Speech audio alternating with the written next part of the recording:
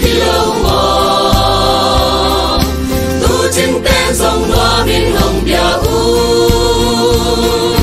đây ni ta đi hồng ti bia đào nghe tu ra kiếm lại a lùng đầm hoài bel chu bel lê hoa su mong anh nên na quang su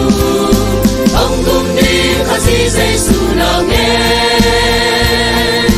bên trong hen li tung nằm na ôm hen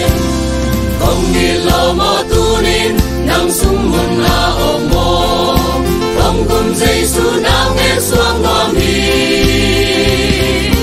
bóng con sung lâu mun đang ong lâu mò na lung sung a tu nín xoak saki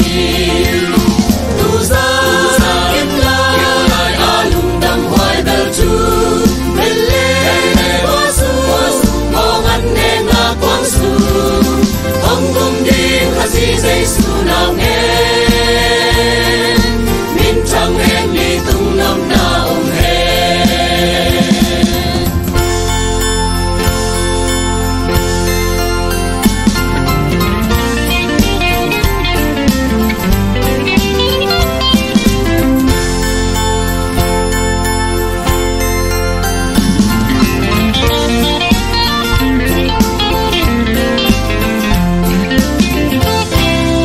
alam dang aksipin mi pil te lam hil hi kham le pang nam tui ta bia u hi kiniam kia da hong suak tau dây su lung đam min ei zong ba bia be ni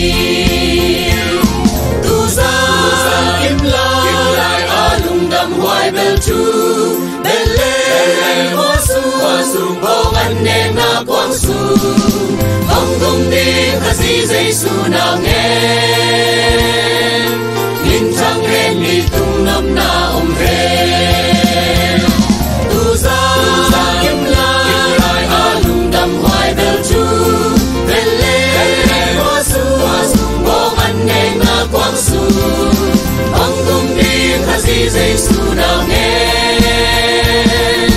min trăng hen li tung nằm na ôm hen min trăng hen li tung nằm na ôm hen Van sang bel na lấy tua đây mi den tua hallelujah